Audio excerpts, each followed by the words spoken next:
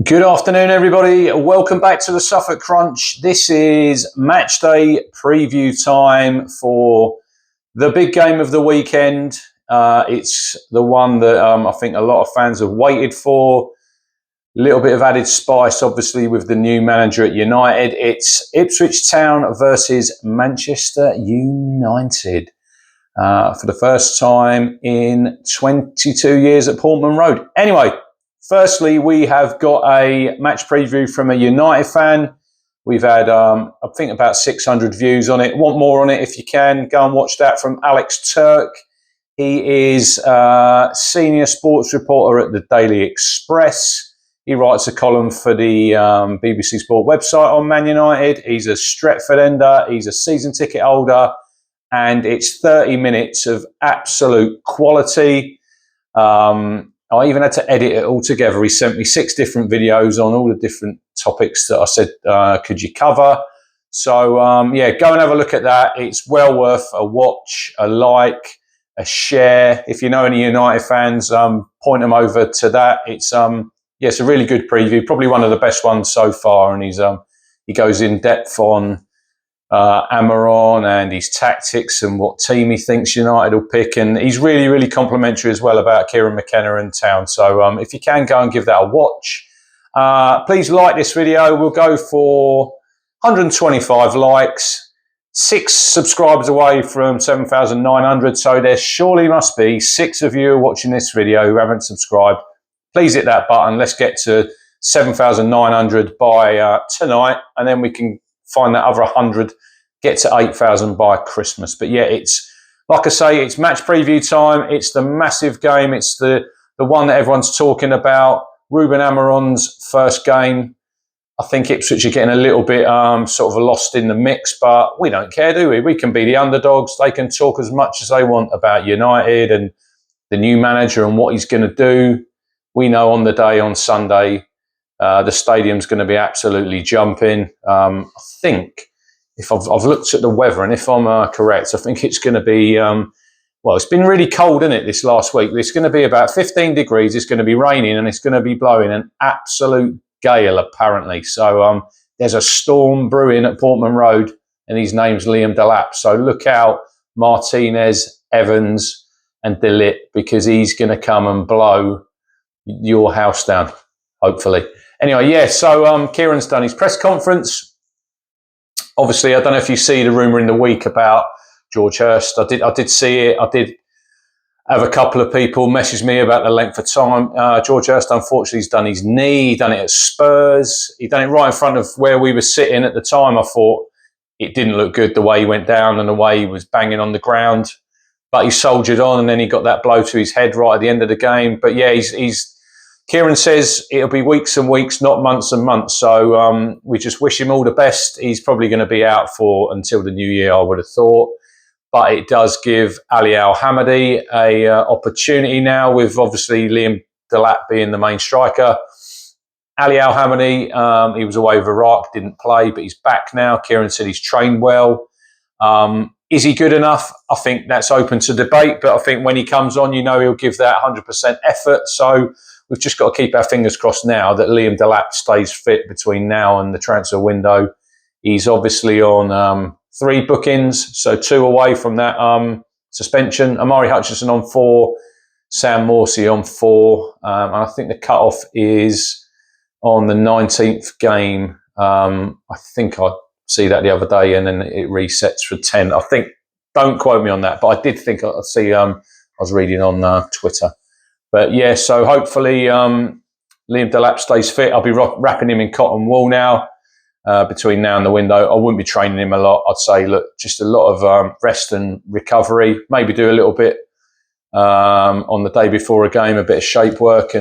But I'd be wrapping him up in cotton wool because he's such a key player for Town. And we all know that. And I think a lot of teams know that as well. So hopefully he stays fit. Calvin Phillips, he's got a bit of a niggle. He's going to be assessed in the next 48 hours. I will give my team what I would pick. Jacob Greaves is fit and he's trained. Jack Taylor, he's fit and he's trained. Amari Hutchinson missed he went away with the under-21s and he came back last Saturday to Ipswich. He had a badly bruised foot, but I think he's improved. So other than George Hurst, I think we've got mostly a clean bill of health, which is really, really good going into this busy period now. There's no more international windows until March. So that's a positive. We've got the first midweek game coming up in a couple of weeks at Portman Road when we play Palace. So, yeah, but getting back to Sunday, obviously it's going to be Ruben Amorim's first game in charge. And surprise, surprise, nearly everybody's fit for Man United. I mean, absolute shithouses, these players. When the former manager's there, you know, you've got people like Shaw and Mount, they're injured. As soon as the new manager walks through the door, oh, look, they're all fit. They're on the training ground. I don't know how fit some of these are, but they've actually got on the grass to say. So it'd be interesting what team he picks. If you watch Alex's preview, he reckons they'll go with the 3-4-3 that he played at Sporting, which I think is probably, that's what he knows. Hopefully for Town, there'll be a few teething problems because he's only had minimal time on the training ground. But obviously Man United stacked with quality players, stacked with internationals. Amorim is the 6th permanent manager since Sir Alex Ferguson left in 2013. And obviously he's a little bit of a step away from what they picked before, you know, with the experienced managers in Van Gaal, Mourinho, obviously David Moyes was there to start with, Ole Gunnar Solskjaer, Ten Hag. Look, they've had a lot of temporary managers as well. Remember when Ryan Giggs done it for 3 games? Give it Giggsy till end of season. That's what they said. And obviously McKenna was there during a lot of that time, under Jose and under Ollie, and he worked obviously with Michael Carrick, who's now at Borough. So big game for McKenna on Sunday. And I think he'll probably want to stick one over on United. You know, he was obviously linked in the summer. Spoke today about being linked every summer since he's been at Town, which isn't a surprise.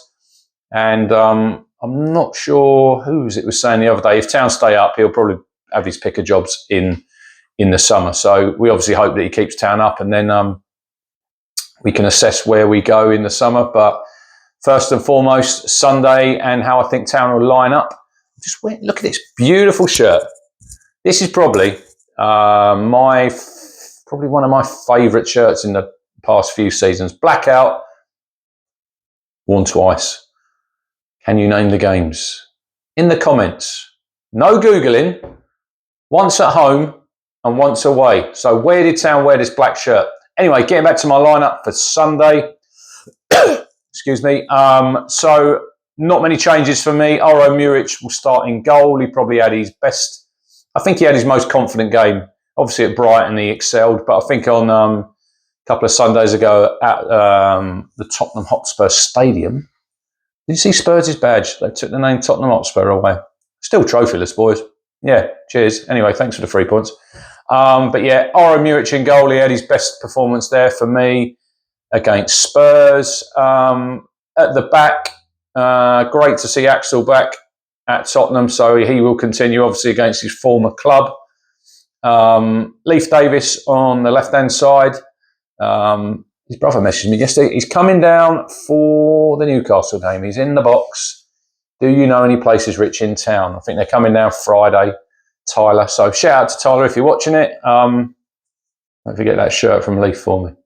I keep badgering him because I want it to take pride of place in where I do my shows sometimes. I'm actually on a podcast tonight, Football 12, I think podcast is called. It's a Premier League podcast. It's on YouTube. 7 p.m. tonight. I'm on for an hour. It's my debut. I think we're going to do normally a Thursday night at 7, but Friday night tonight. There's a guy who hosts it, contacted me. I can't even remember these people. I haven't got a clue who I'm on with, but talking about Town. I think they've got like 28,000 subscribers, this channel. So hopefully there'll be loads of fans watching it. Talk positively about Town, and obviously talk about the weekend's game. But yeah, getting back, Leif Davis on the left. Dara O'Shea, who's come back in good health, Kieran said, from the Republic of Ireland camp. He will take his place on the right-hand side of the defence. I think he's been really impressive the last couple of games. He's really seemed to getting his feet under the table now, and you're seeing why we signed him. Because I think he's an all-round. He's a good footballer. He's quick. He's good on the ball, and I think he's when these new players come in, I think sometimes we want them to hit the ground running, but it takes a little bit of time sometimes for them to just adjust, new environment, new teammates, new place to live. So it's different strokes for different folks. For some of them would come in and hit the ground running straight away, and others it might take a little bit more time. But yeah, he's playing in defence for me on the right hand side, and for me, Jacob Greaves comes straight back in. I can hear the fisherman shouting in my ear now. No, look at Poppy there, chilling, looking out the window. Greaves comes back in.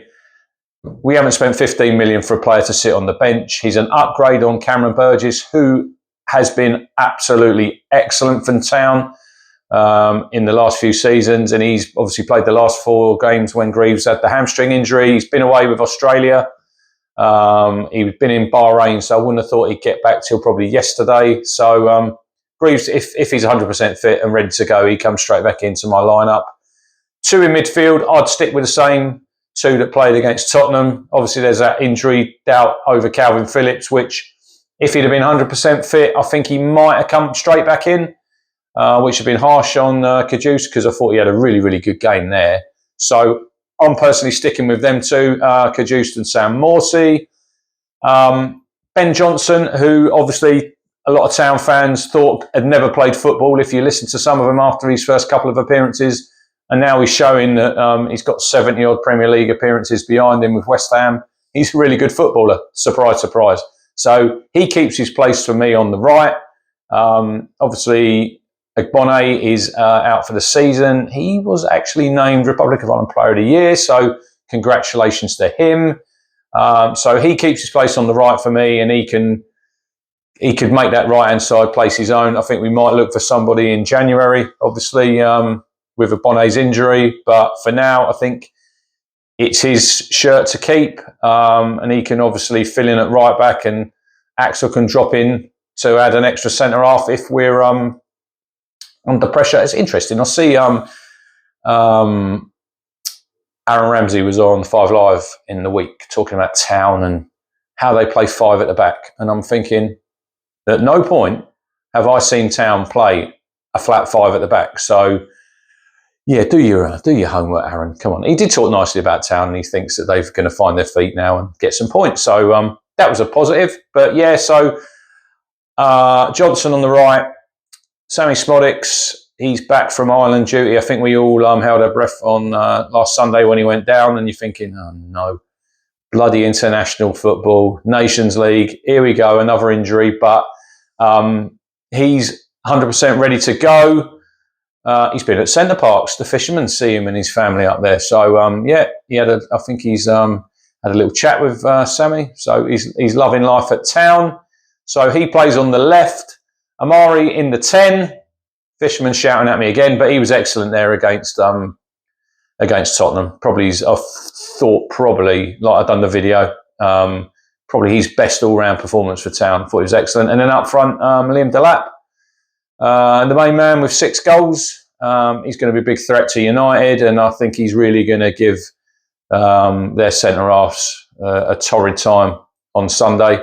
But yeah, 3-8 for Town Sunday. These are not the games that will decide if we stay in the Premier League or not. But the eyes of the world are going to be on Ipswich. There is a couple of fantastic murals that have gone up on the Ipswich bus station as you walk to the ground of a young Ed Sheeran and Ed Sheeran now. So I think that's completed. But like Mark Ashton said, it's great for the football club and the town, you know. And like he said, another Ashton soundbite, we just have to be the best version of ourselves on Sunday. But we should all be really, really proud going to that stadium on Sunday, or if you're watching on telly, of where we are as a club. Great to be playing Man United. Be great if we could get a result. I remember I think my first game against United, I think it was about 85. Yeah, it'd have been 85. I think it was a Tuesday night. I think we lost 1-0. That was back when Bobby Ferguson. I think that was when Town were still in the First Division. And they had Mark Hughes playing and Brian Robson. And then I remember the FA Cup game. Still can't believe it wasn't a penalty on David Lowe. I think there is highlights on YouTube if you go and watch that. Town lost 2-1 that game. Tony Hume scored at Churchman's, and I remember I think it was Viv Anderson. He beat John Holworth. Didn't like crosses, John Holworth. He would have been called Dracula if I was playing with him. Yeah, beat him from a corner. That was 2-1. And then obviously a couple of famous victories when we were in the Premier League in the 90s with the 2-1 victory at Portman Road and the Frank Yallop screamer. And then we beat them 3-2, obviously, 2 from Paul Mason, the season that we got relegated.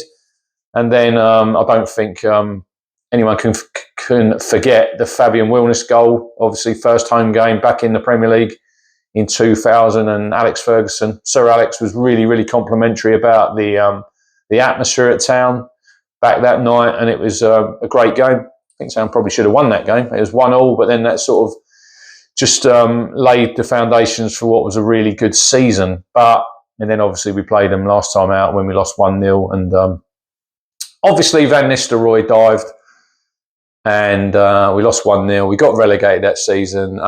Also, I remember playing them in 97. Great game in the League Cup Tuesday night. And that was a rainy night. And Mauricio Tarico with a great 25-yard curler right in the top corner. And our old friend Alex Maffey scored as well. So some really good memories. Obviously, Colin will be watching this. He'll remember, obviously, loads of games from his time and the 6-0 when we missed 3 penalties. But, yeah, look, Town United, we shouldn't be intimidated by them. Look, still, for me, probably one of the biggest football clubs, if not in the world.